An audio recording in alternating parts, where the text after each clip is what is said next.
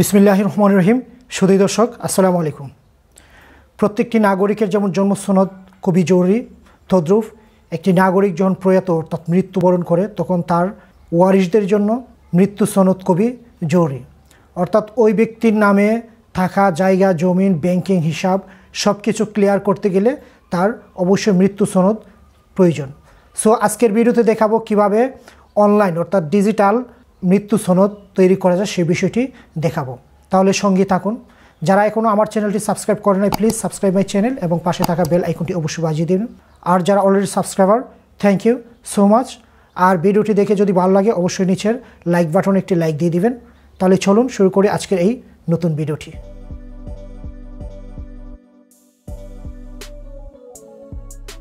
সুধী দর্শক, আমরা চলে আসলাম আমাদের মূল ভিডিওতে।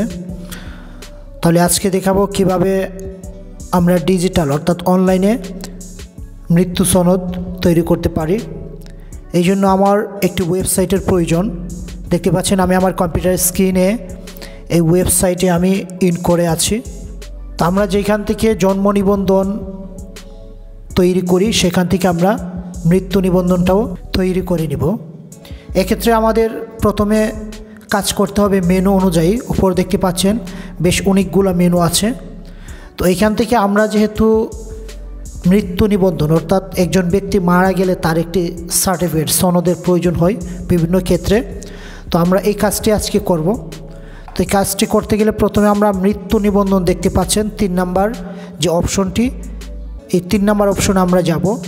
তো মৃত্যু নিবন্ধনে কার্সরটি রাখার পর কিন্তু এখানে বেশ কিছু সাব মেনু দেখা যাচ্ছে।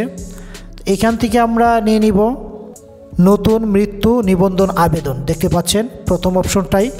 তো আমরা এখানে ট্যাপ করে এখানে ক্লিক করে দিব। ক্লিক করার পরে মৃত্যু নিবন্ধনের যে প্রথম ইন্টারফেসটি আমার সামনে আসছে। তো এখানে সফটওয়্যার আমার কাছে 2টি তথ্য চেয়েছে। প্রথম হলো জন্ম নিবন্ধন নাম্বার, আরেকটা হলো জন্ম তারিখ। জন্ম নিবন্ধন নাম্বার, তাহলে অবশ্যই বোঝা যাচ্ছে যে মৃত্যু নিবন্ধন করতে গেলে প্রথমে আমার জন্ম নিবন্ধনের নাম্বার অবশ্যই লাগবে। যদি আপনার জন্ম নিবন্ধন নাম্বার না থাকে অর্থাৎ মৃত ব্যক্তির জন্ম নিবন্ধন নাম্বার না থাকে তাহলে প্রথমে ডিজিটাল জন্ম নিবন্ধন করে নিতে হবে, তারপর ওই নাম্বার দিয়ে আপনার মৃত্যু সনদ করতে হবে। সো অবশ্যই মৃত ব্যক্তির জন্ম নিবন্ধন সার্টিফিকেট থাকতে হবে। এখানে আমরা মৃত ব্যক্তির জন্ম নিবন্ধন নাম্বারটা আমরা দিয়ে দিব। তো আমি কিন্তু এখানে একটি ডেমো আকারে দেখাচ্ছি কিভাবে আপনারা করবেন। তো আমি এখানে তার জন্ম নিবন্ধন একটি নাম্বার দিচ্ছি। দেখতে পাচ্ছেন আমি জন্ম নিবন্ধন নাম্বারটা দিয়েছি। এখন নিচে দিব জন্ম তারিখ অর্থাৎ মৃত ব্যক্তির জন্ম তারিখ দিতে হবে এখানে। তাহলে আমি এইখানে জন্ম তারিখটা যদি দিতে চাই তাহলে এখানে আমি টাইপ করতে পারি। জন্ম তারিখের জন্য আমরা প্রথম মাসটা সিলেক্ট করে নেব।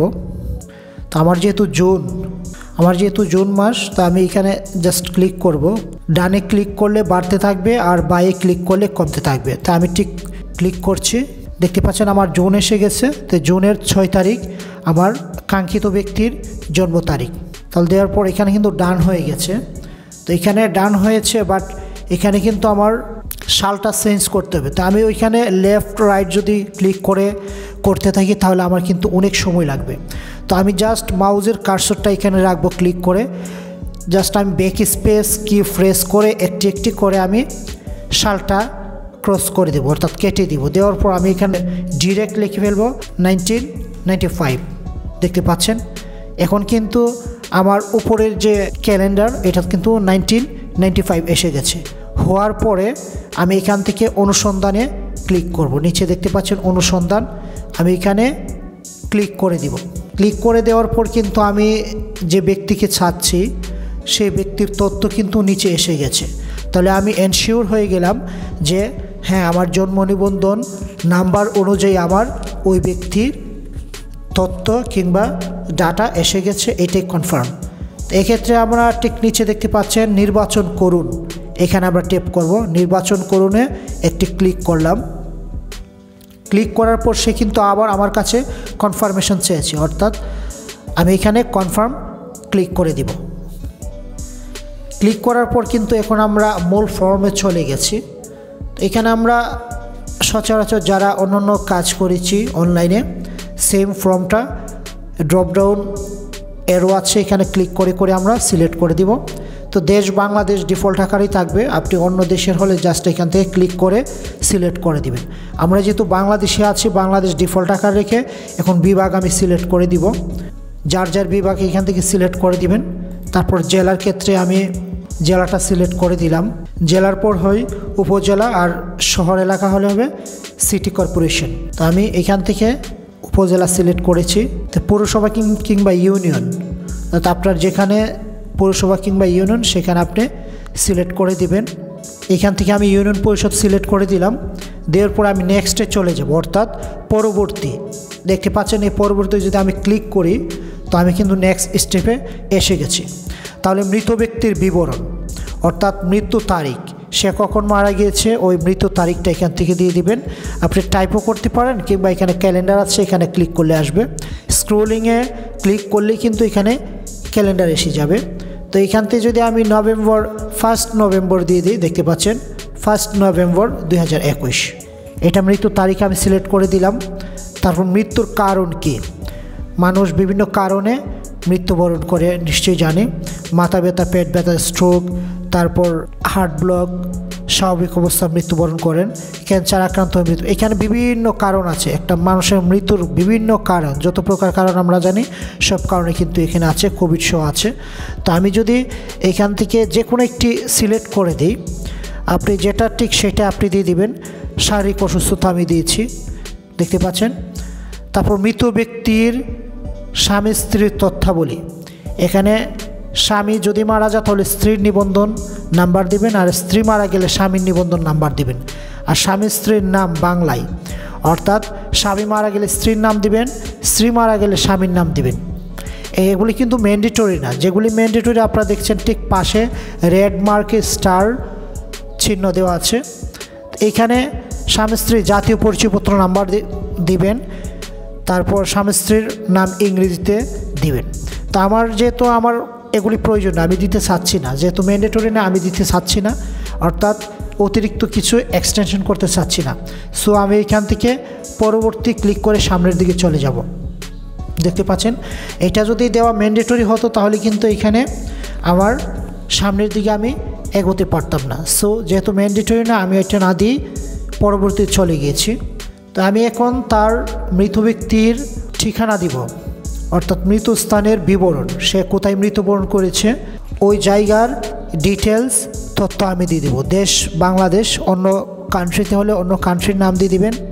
ডাকঘর বাংলায় দিবেন। আপনি একটি কথা মনে রাখবেন যে অবশ্যই যেগুলি দেওয়া কম্পালসারি না দিলে আপনার কাজ হবে না, কিংবা আপনি সামনের দিকে এগোতে পারবেন না। এটা পাশে, প্রত্যেকটার পাশে কিন্তু আপনার রেড করে স্টার দেওয়া আছে, অর্থাৎ রেড কালারের স্টার মার্ক দেওয়া আছে।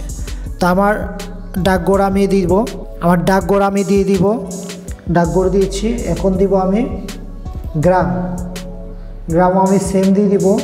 বাসা বা সড়ক নাম্বার, দেখতে পাচ্ছেন আমি বাসা বা সড়ক নাম্বার দিয়ে দিয়েছি। তো আমরা ঠিক ডান পাশেরটা ফিল আপ করে নিব। তো এখানে আমরা আমাদের যে বিভাগ সেটা দিয়ে দিব। তারপর ডাকঘর বাংলায় এসে গেছে, তা আমি এটা ইংলিশে দিব। এক পাশে দিয়েছি বাংলায় আর এক পাশে দিব ইংলিশ। এখানে সিটি কর্পোরেশনের সিলেক্ট করে দিব। তারপর এখানে ইংলিশে গ্রামের নাম দিয়ে দিব। তারপর বাসা বা সড়ক ওই পাশে দিয়েছিলাম বাংলায়, এখন দিব ইংলিশে 11/8 স্পেস। দেখতে পাচ্ছেন আমার কিন্তু অ্যাড্রেস দেওয়া কমপ্লিট। এখানে একটি বিষয় খেয়াল রাখবেন, যদি আপনার মৃত্যুস্থান এবং মৃত্যুর সময় যে বসবাসের ঠিকানা যদি একই হয়, তাহলে উপরে একটি চেক মার্ক দেওয়া আছে, এখানে যদি চেক মার্ক দিয়ে দেন আর এটা কিন্তু ফিল আপ করতে হবে না, অটো রিডাকশন করে নিবে। তো আমি যদি এখানে চেক মার্ক দিয়ে দিই, দেখতে পাচ্ছেন চেক মার্ক দেওয়ার সাথে সাথে কিন্তু আমার উপরের যে অ্যাড্রেসটা, এই অ্যাড্রেস কিন্তু আমার এই ঘরগুলোতে ফিল আপ হয়ে গেছে। তো এখানে আমরা এখন পরবর্তী ক্লিক করে দিব। আমি পরবর্তী ট্যাপ করে দিলাম। ক্লিক করে দেওয়ার পর কিন্তু আমরা নেক্সট স্টেপে চলে গেছি। এখন আমরা এসে গেছি পরবর্তী স্টেপে, অর্থাৎ এই মৃত্যু সনদের জন্য যে ব্যক্তি আবেদন করবে সেই ব্যক্তির তথ্যগুলি এখানে প্রদান করতে হবে। তাহলে প্রথমে জন্ম নিবন্ধন নাম্বার দিতে হবে, অর্থাৎ আবেদনকারী ব্যক্তির। তাহলে জন্ম নিবন্ধন নাম্বারটা প্রথমে এখানে দিয়ে দিব। দেখতে পাচ্ছেন জন্ম নিবন্ধন নাম্বারটা দিয়েছি। এখন যদি আমি ট্যাপ করে নিচের দিকে আসি, ঠিক নিচে কিন্তু ওই নাম্বারের যিনি ব্যক্তি তার নাম কিন্তু এখানে এসে গেছে। তাহলে বোঝা যাচ্ছে এই জন্ম নিবন্ধন নাম্বারটি অনলাইন ডিজিটাল করা আছে। এখন আবার আবেদনকারীর পরিচয়পত্র নাম্বার এখানে আমরা এন্ট্রি দিব। তাহলে জাতীয় পরিচয়পত্র নাম্বারও দেওয়া কমপ্লিট। এখন নিচের অপশনটি হলো ইমেল। ইমেলটা আপনি ইচ্ছা করলে দিতে পারেন, নাও দিলে চলবে, এটা ম্যান্ডেটরি না। এখন আবেদনকারীর ঠিকানা এখানে আমরা সিলেক্ট করে দিব। যেহেতু বাংলাদেশ, অবভিয়াসলি বাংলাদেশ থাকবে, অন্য কোনো দেশে বসবাস কিংবা অন্য দেশের কোনো নাগরিক যদি হয় এখান থেকে আমরা ওই দেশ সিলেক্ট করে দেব। যেহেতু বাংলাদেশের ডিফল্ট অবস্থায় থাকবে। এখানে ডাকঘর দিব বাংলায় ডাকঘর দিয়েছি। তারপর গ্রাম দিব, গ্রামও দেওয়া কমপ্লিট। এখন যদি বাসা, সড়ক বা সড়কের নাম্বার থাকে তাহলে আমি আমার মহল্লার নাম্বার দিব, মহল্লার নাম্বার দিয়েছি। এটার ডান পাশে আমরা ওইগুলা আবার ফিল আপ করে দিব, ড্রপ ডাউন ক্লিক করে যেমন বিভাগ সিলেক্ট করে দিব। বিভাগ সিলেক্ট হয়ে গেছে। এখানে গ্রাম দিয়ে দিব, দেখতে পাচ্ছেন গ্রাম দেওয়া কমপ্লিট। এখন দিতে হবে আপনার বাসা বা সড়ক যদি না থাকে তাহলে আপনি এখানে আপনার মহল্লার নাম দিয়ে দিবেন। মহল্লার নামও দেওয়া কমপ্লিট। তো এইখানে একটি বিষয় যে আমি এইখানে সিলেক্ট করার পর কিন্তু এখানে জেলার নাম আসছে, তো আমরা আবার সিলেক্ট করে জেলা দিয়ে দিব। এখানে ডাকঘর ইংরেজিতে দিয়ে দিব। তাহলে আশা করি এখানে চকের ঘরটা কমপ্লিট। এখন আমরা জাস্ট এখান থেকে রেডিও বাটনগুলো সিলেক্ট করে দিব, অর্থাৎ আবেদনকারী ব্যক্তির সহিত মৃত ব্যক্তির সম্পর্ক কী, আবেদনাধীন ব্যক্তির সহিত মৃত ব্যক্তির সম্পর্ক কী, পিতা, মাতা, পুত্র, স্বামী, স্ত্রী, কন্যা কিংবা অন্যান্য। আমি অন্যান্যতে সিলেক্ট করে দিলাম।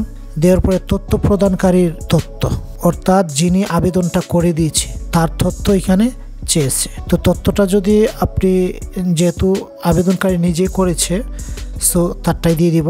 এখানে তো প্রদানকারীর জন্ম নিবন্ধন নাম্বার দিয়েছি, এখানে দিব তার জাতীয় পরিচয়পত্র নাম্বার। এখানে জন্ম নিবন্ধন নাম্বার দেওয়ার সাথে সাথে কিন্তু নিচে আবেদনকারীর নাম এসে গেছে। যদি এটা আমি ফেক কোনো প্রকার জন্ম নিবন্ধন নাম্বার দিতাম তাহলে এটা ইনভ্যালিড দেখাতো, সো এখানে নিচে নামও আসতো না। যেহেতু এটা জেনুইনস, ওই আবেদনাধীন ব্যক্তির নাম এসে গেছে। এখন নিচে ঠিক ডান পাশে আমি দিয়ে দিব তার জাতীয় পরিচয়পত্র নাম্বারটা। জাতীয় পরিচয়পত্র নাম্বার দেওয়া কমপ্লিট। এখন আমরা নিচে ডান পাশে পরবর্তী, অর্থাৎ নেক্সটে আমরা ক্লিক করে দিব। এখানে আমার কিছু একটা বাকি আছে দেখাচ্ছে। হ্যাঁ, এখানে কন্ট্যাক্ট নাম্বার আছে, অর্থাৎ মোবাইল নাম্বার। আমি একটি মোবাইল নাম্বার দিয়ে দিব, দেখতে পাচ্ছেন মোবাইল নাম্বারটা দেওয়া কমপ্লিট। এখন এইখান থেকে আমি উপজেলাটা সিলেক্ট করে দিব। এখন আর আমার কিছু বাকি নেই। এখন আমি পরবর্তীতে ক্লিক করে দিব, দেখতে পাচ্ছেন আমি কিন্তু পরবর্তী ক্লিক করার পরে কিন্তু আমি যে তথ্য দিয়েছি অর্থাৎ ডাটাগুলি এখানে খুব সুন্দরভাবে দেখাচ্ছে, একত্রিতভাবে ফর্মে যা এন্ট্রি দিয়েছি একত্রিতভাবে দেখাচ্ছে। তাহলে আমি এখন এখান থেকে জাস্ট আমি সাবমিটে ক্লিক করে দেব। দেখতে পাচ্ছেন আমি সাবমিটে ক্লিক করলাম। ক্লিক করার পর মৃত্যু তারিখটা আবার সে জানতে চেয়েছে, পুনরায় মৃত্যু তারিখ প্রদান করুন। আমার মৃত্যু তারিখটা ছিল 1/11/2021। ক্যালেন্ডার থেকে আমি 1/11/2021 সিলেক্ট করার পর আমি সাবমিটে দিয়ে দিব। দেখতে পাচ্ছেন এখানে কিন্তু আমার যে মূল মেসেজটা সেটা কিন্তু এসে গেছে, সাকসেস, অ্যাপ্লিকেশনটি সফলভাবে সাবমিট করা হয়েছে। আবেদনের একটি নাম্বার দিয়েছে, দেখতে পাচ্ছেন সিরিয়াল নাম্বার দিয়েছে।